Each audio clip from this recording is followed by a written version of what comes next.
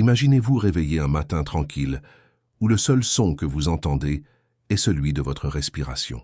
Pas de notification qui sonne, pas de voix qui réclame votre attention, seulement vous et l'espace ouvert de votre conscience. C'est dans cet instant rare qu'un déclic se produit dans l'esprit, la perception que la solitude n'est pas un vide, mais une plénitude. Beaucoup fuient ce silence, car ils l'associent à l'isolement, à l'abandon ou même à la faiblesse. Pourtant, ce que peu comprennent, c'est que ce moment est en réalité un entraînement, peut-être le plus essentiel que vous pourriez vous offrir. Avant d'aller plus loin, je veux que vous fassiez quelque chose. Écrivez le chiffre 7 dans les commentaires si vous avez déjà ressenti la paix d'un instant où il n'y avait que vous, sans distraction. Cela nous montrera combien comprennent réellement la valeur du silence. La vie moderne nous a conditionnés à croire que nous devons toujours être connectés, toujours occupés, toujours disponibles. Mais cette frénésie crée une illusion, celle que vivre signifie courir sans cesse, remplir chaque minute de bruit, d'obligations et d'interactions superficielles. En vérité, cette agitation ne nous rapproche pas de nous-mêmes, elle nous en éloigne. Le silence, au contraire, n'est pas une pause vide, mais une véritable salle d'entraînement, un espace où l'esprit apprend à respirer, à s'éclaircir et à s'aligner avec quelque chose de plus grand. Lorsque vous acceptez d'être seul avec vous-même, quelque chose change. Il n'y a plus de masque, plus de rôle à jouer, plus de besoin de prouver quoi que ce soit. Vous découvrez une liberté rare dans la vie sociale, la liberté de simplement exister. Ce sentiment est si puissant qu'à force de se répéter, il devient une force. C'est comme entraîner un muscle invisible, mais essentiel, celui de la conscience claire. C'est pourquoi je veux que vous aimiez et partagiez cette vidéo avec quelqu'un qui a besoin d'entendre ce message. Et souvenez-vous, restez jusqu'à la fin, car je vais révéler quelque chose de très important, quelque chose qui peut transformer la façon dont vous percevez votre propre chemin. Ainsi, en vous éveillant dans ce silence, vous comprenez que vous ne fuyez pas le monde, mais que vous vous entraînez à l'affronter avec une clarté rare. Ce n'est que le début du voyage. Dans la prochaine étape, nous parlerons de l'étrange liberté de ne pas avoir à danser au rythme des autres. Il y a quelque chose d'étrangement libérateur dans le fait de ne pas avoir à entrer dans la danse collective. Dans chaque groupe, dans chaque soirée, il existe toujours cette figure familière, l'homme ou la femme qui rit le plus fort, qui multiplie les histoires, qui brille dans la foule. On pourrait croire que c'est la preuve ultime de liberté, mais en réalité, bien souvent, c'est une prison invisible. Ce rôle est une performance constante, une quête de validation qui s'éteint dès que les lumières s'éteignent et que le silence retombe. C'est précisément là que la solitude révèle son pouvoir. Elle vous offre la chance de ne pas avoir à jouer un rôle. Schopenhauer disait que l'homme ordinaire s'ennuie lorsqu'il est seul, tandis que l'homme supérieur s'ennuie quand il est en société. Cette phrase, souvent mal comprise, ne glorifie pas l'isolement mais pointe vers une vérité plus subtile. Ce n'est que dans l'absence de spectateurs que le vrai « moi » peut respirer. Et si vous réfléchissez bien, combien de fois dans votre vie avez-vous agi pour être vu, pour être accepté, pour être applaudi? Dans ce labyrinthe de regards extérieurs, il est facile de se perdre et d'oublier la direction de sa propre boussole. La solitude, au contraire, est une école silencieuse où l'on apprend à se détacher du besoin de plaire. Quand personne ne regarde, vous découvrez ce que vous aimez vraiment, ce que vous pensez vraiment, ce que vous êtes vraiment. Et cette liberté de ne pas danser selon la musique des autres est un pouvoir rare, presque révolutionnaire, dans un monde qui exige constamment votre participation au spectacle. Alors je vous invite à interagir. Écrivez dans les commentaires le mot « liberté ». Si vous ressentez parfois ce besoin d'arrêter de jouer, de cesser de vous adapter aux attentes des autres. Cela nous permettra de voir combien parmi nous sont prêts à choisir leur propre rythme, plutôt que de suivre la foule. N'oubliez pas d'aimer cette vidéo et de la partager. Plus de personnes doivent comprendre que la solitude n'est pas un vide, mais une source. Et souvenez-vous, restez jusqu'à la fin car une révélation essentielle vous attend, une clé qui peut transformer votre manière de marcher dans le monde. Et maintenant que nous avons découvert cette liberté étrange, il est temps d'aller plus loin. Que se passe-t-il lorsque l'esprit, débarrassé du vacarme, réapprend enfin à penser par lui-même? Observez autour de vous. Combien de personnes ne peuvent plus passer quelques minutes sans plonger les yeux dans leur téléphone? C'est comme si le silence intérieur leur faisait peur. Comme si l'absence de stimulation immédiate était insupportable. L'esprit saturé de notifications, de vidéos courtes et de messages sans fin devient incapable de produire ses propres idées. Il consomme sans relâche, mais ne crée plus. Et c'est là que réside l'un des plus grands trésors de la solitude. Elle rend à l'esprit l'espace vital nécessaire pour recommencer à penser.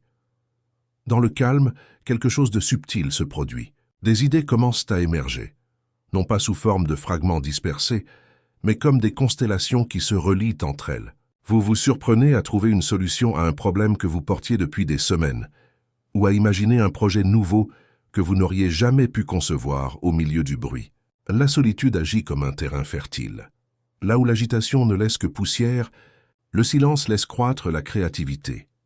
Cette différence crée un écart énorme entre deux types de personnes, celles qui remplissent leur journée en absorbant ce que les autres produisent, et celles qui protègent leur moment de silence pour produire elles-mêmes.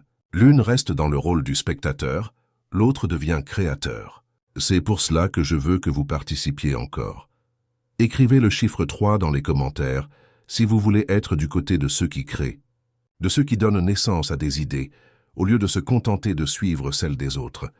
Rappelez-vous que ce n'est pas facile. Le monde moderne ne nous encourage pas à penser profondément. Il nous incite à réagir rapidement, à cliquer, à défiler, à passer à la vidéo suivante. Mais quand vous choisissez de rester seul, sans distraction, vous vous offrez une arme rare. La capacité de penser par vous-même, de voir au-delà du flux constant qui tente de décider à votre place.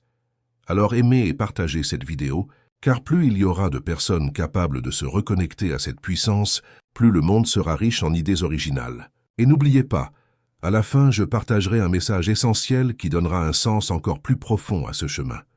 Maintenant que nous avons compris comment le silence libère la pensée, avançons encore. Et si dans ce calme, vous pouviez aussi voir d'un œil neuf ce que les autres ne remarquent pas.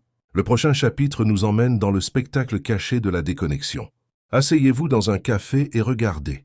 Les conversations se croisent, les rires éclatent, les téléphones s'illuminent sans cesse. Tout semble vivant, animé. Mais si vous observez plus attentivement, un autre tableau apparaît.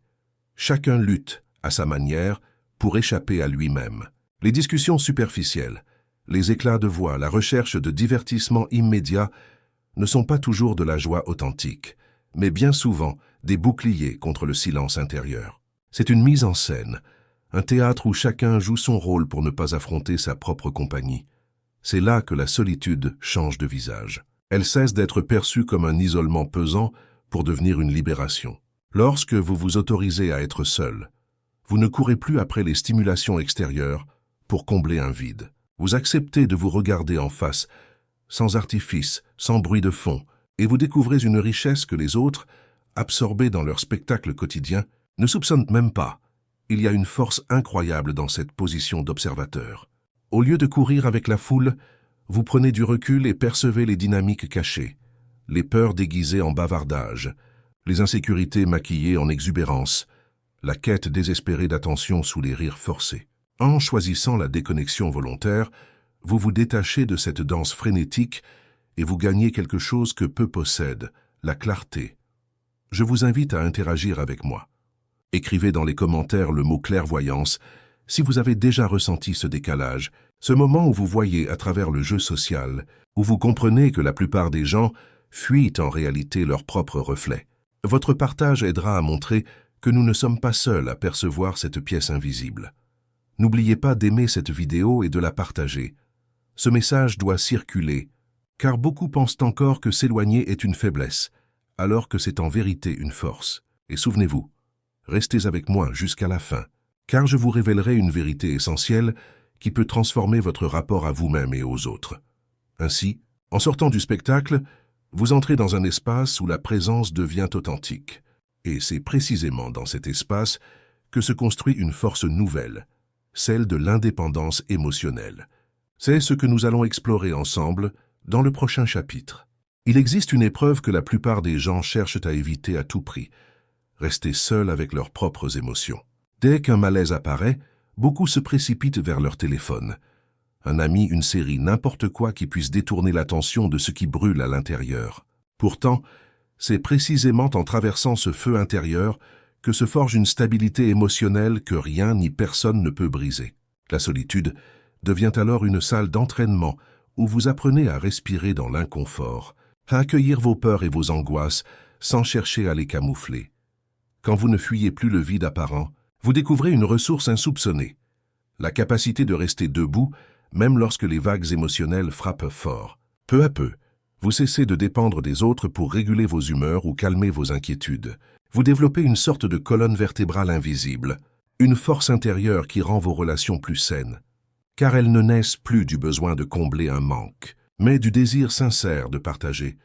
C'est comme muscler votre esprit et votre cœur. À chaque instant où vous choisissez de rester présent à vos émotions plutôt que de les fuir, vous renforcez cette musculature invisible. Et cette indépendance ne signifie pas indifférence. Bien au contraire, elle vous permet d'aimer plus librement sans chaîne, parce que vous n'êtes plus prisonnier du besoin d'approbation ou de réassurance constante. Alors je vous propose un petit exercice d'interaction. Écrivez dans les commentaires le mot « force » si vous avez déjà vécu un moment où vous avez choisi de rester avec une émotion difficile au lieu de la repousser. Votre témoignage inspirera d'autres personnes à comprendre qu'il est possible de transformer la douleur en puissance intérieure. N'oubliez pas d'aimer et de partager cette vidéo, car ce message peut libérer beaucoup de ceux qui se sentent prisonniers de leur propre instabilité. Et souvenez-vous, à la fin de ce voyage, une révélation capitale vous attend, une clé qui donnera un tout autre sens à votre relation avec vous-même. Ainsi, en devenant émotionnellement indépendant, vous cessez d'être ballotté par les vents extérieurs. Mais une question demeure. Que voulez-vous vraiment au fond de vous quand le bruit du monde se tait? C'est ce que nous allons explorer ensemble dans le prochain chapitre.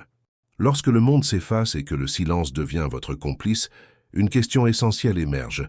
Qu'est-ce que vous voulez vraiment? Pas ce que la société vous impose, pas ce que vos amis, votre famille ou la publicité vous dictent, mais ce qui résonne profondément dans votre propre cœur. Dans le tumulte quotidien, il est presque impossible de répondre honnêtement à cette interrogation, car les voix extérieures brouillent votre écoute intérieure. La solitude offre cet espace rare, où la clarté peut surgir. C'est dans ces instants de calme que vous commencez à distinguer vos désirs authentiques des attentes empruntées. Vous réalisez que certaines ambitions n'étaient pas les vôtres, mais celles que l'on vous avait suggérées ou imposées. Vous comprenez que certaines passions, certaines relations, certaines routes professionnelles ne vous appartiennent pas vraiment. Elles étaient juste des copies de modèles externes. Et cette prise de conscience est libératrice. Enfin, vous pouvez choisir en accord avec vous-même, avec votre véritable essence. Au fur et à mesure que vous écoutez votre voix intérieure, les décisions deviennent plus simples et plus justes. Vous n'agissez plus par peur, par conformisme ou par désir d'approbation, mais avec une intention claire et solide. Chaque choix devient une affirmation de votre propre direction. Chaque action, un pas vers une vie réellement alignée avec votre essence. Pour renforcer cette prise de conscience, je vous invite à interagir.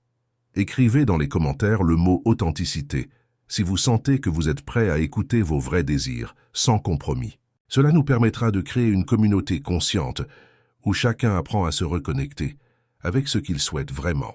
N'oubliez pas de liker et de partager cette vidéo avec quelqu'un qui a besoin de retrouver sa voix intérieure. Et surtout, restez jusqu'au bout, car le message final révélera une clé essentielle pour vivre pleinement cette authenticité, une vérité qui peut transformer votre quotidien. Ainsi, en découvrant ce que vous voulez réellement, vous commencez à protéger votre temps et votre énergie comme jamais auparavant.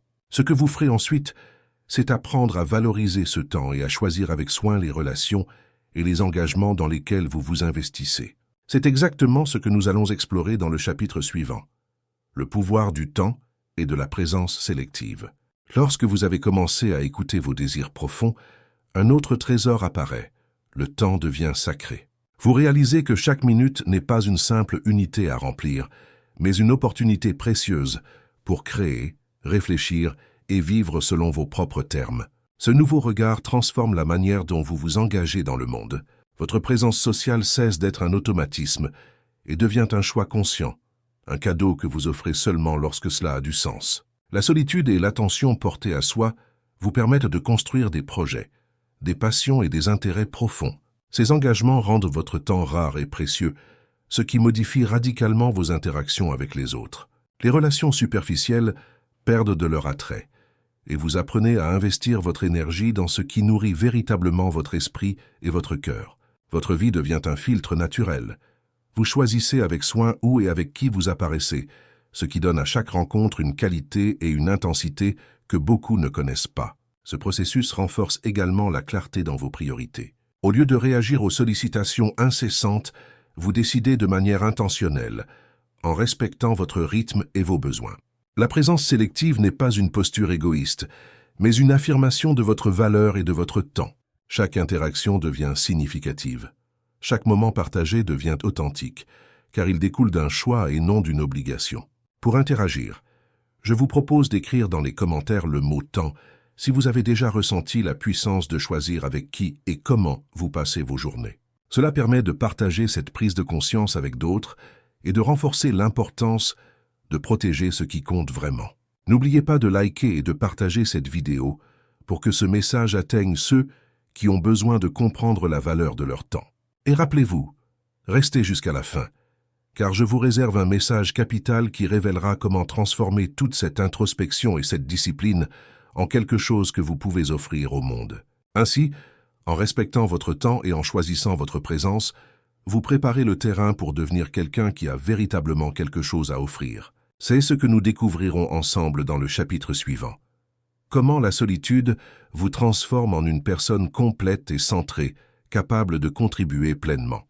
Après avoir traversé ce chemin, la solitude cesse d'être une simple absence et devient une source de force. Vous avez appris à écouter vos désirs véritables, à développer votre indépendance émotionnelle, à penser profondément et à valoriser votre temps. Tout cela vous transforme. Vous cessez d'être quelqu'un qui cherche constamment l'approbation, l'attention ou le divertissement, pour devenir quelqu'un qui a réellement quelque chose à offrir au monde. Cette transformation est subtile mais puissante. Elle ne se voit pas dans la démonstration extérieure, mais dans la présence que vous apportez dans chaque interaction, dans la profondeur de vos pensées et dans la clarté de vos choix. Vous devenez un individu complet, centré, capable de créer, d'inspirer et de soutenir les autres sans dépendre de leur validation. C'est la récompense ultime de la solitude. Elle vous permet d'apporter votre propre lumière là où le monde ne fait que brasser du bruit. Maintenant, réfléchissez. Combien de fois avez-vous donné votre énergie à des distractions ou à des attentes qui ne vous appartenaient pas vraiment? La solitude vous apprend à transformer cette énergie en quelque chose de significatif. Chaque moment passé à vous connaître, à observer, à réfléchir et à ressentir, devient un trésor que vous pouvez partager. Vous devenez une contribution vivante, un exemple tangible de ce que signifie être pleinement aligné avec soi-même. Pour clore cette expérience, je vous invite à écrire dans les commentaires le mot « offre » si vous êtes prêt à devenir quelqu'un qui contribue vraiment, non par obligation, mais par authenticité. Cela créera un écho avec ceux qui poursuivent la même quête et renforcera la communauté consciente autour de cette vidéo. N'oubliez pas de liker et de partager cette vidéo. Ce message est précieux et peut toucher des personnes qui cherchent encore leur voie. Et souvenez-vous, la promesse que j'avais faite est ici. La clé pour devenir votre plus grande contribution se trouve dans ces moments de solitude, ces instants où vous choisissez d'être pleinement vous-même.